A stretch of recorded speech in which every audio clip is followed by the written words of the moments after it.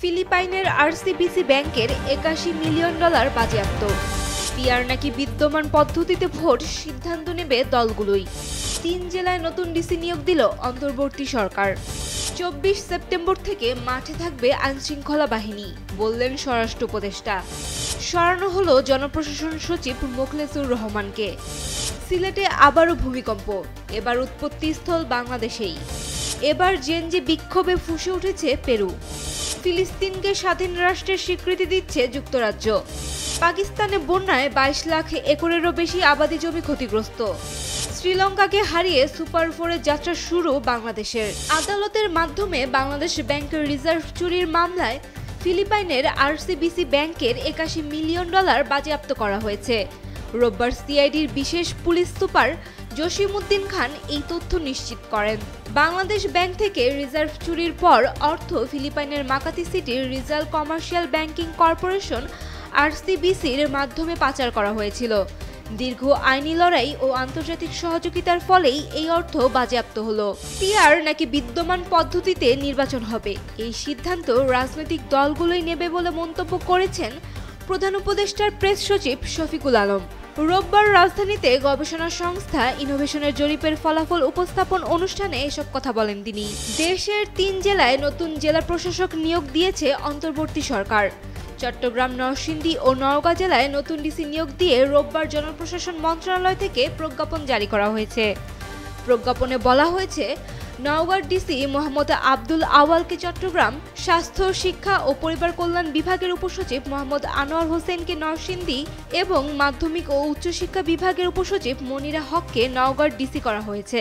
আসন্ন দুর্গাপূজা উপলক্ষে আগামী ২৪ সেপ্টেম্বর থেকে আইনশৃঙ্খলা বাহিনীর সদস্যরা মাঠে থাকবে বলে জানিয়েছেন স্বরাষ্ট্র উপদেষ্টা লেফটেন্যান্ট জেনারেল অবসরপ্রাপ্ত জাহাঙ্গীর আলম চৌধুরী।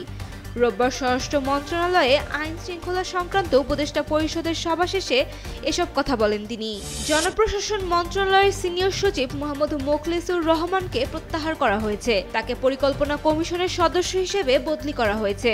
জনপ্রশাসন মন্ত্রণালয়ের বিশেষ ভারপ্রাপ্ত কর্মকর্তার দায়িত্ব দেওয়া হয়েছে মোহাম্মদ রুহুল আমিনকে।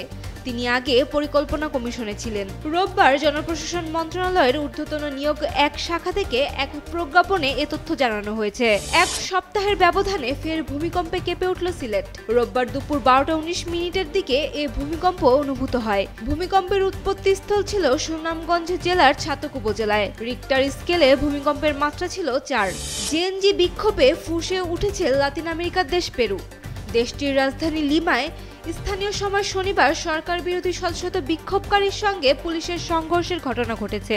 বিক্ষোভকারীরা পুলিশকে লক্ষ্য করে ইট পাটকেল নিক্ষেপ করলে পুলিশও টিয়ার গ্যাস ছুড়ে তাদের ছত্রভঙ্গ করার চেষ্টা করে। ইসরায়েলি দখলদারিত্বে থাকা ফিলিস্তিনকে স্বাধীন রাষ্ট্র হিসেবে স্বীকৃতি দিতে যাচ্ছে যুক্তরাজ্য।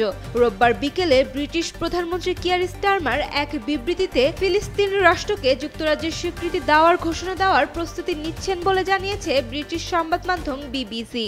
পাকিস্তানের পাঞ্জাব প্রদেশে ভয়াবহ বন্যায় ২২ লাখ একরেরও বেশি আবাদি জমি তলিয়ে গেছে, যার মধ্যে সবচেয়ে বেশি ক্ষতিগ্রস্ত হয়েছে ধানক্ষেত। সামা নিউজের প্রতিবেদনে এ তথ্য জানানো হয়। গত বুধবারের ওই প্রতিবেদনে বলা হয়, বন্যায় পাকিস্তানের কৃষিভিত্তিক অর্থনীতি বড় ধাক্কা খেয়েছে। কেবল ধান খেতেই প্রায় ১০ লাখ একর আবাদি ফসল নষ্ট হয়ে গেছে বলে ধারণা করা হচ্ছে। ধানের পাশাপাশি আখ, ভুট্টা ও তুলার ক্ষেতও ব্যাপক ক্ষতির মুখে পড়েছে। দুবাইয়ে শ্রীলঙ্কার বিপক্ষে দারুণ জয় পেল বাংলাদেশ। ১৬৯ রানের লক্ষ্য তাড়া করতে নেমে ৪ উইকেটে জিতেছে লিটন দাসের দল। সুপার 4-এ জয় দিয়ে শুরু করলো টাইগাররা। ব্যাট হাতে জোড়া 50 হাঁকান সাইফ হাসান ও তাওহিদ হৃদয়। লিটন 23 রানে আউট হলেও হয়ে যান বাংলাদেশের টি-20তে সর্বোচ্চ রান সংগ্রাহক। শেষ ওভারে নাসুম আহমেদের ব্যাটে আসে জয়ের রান।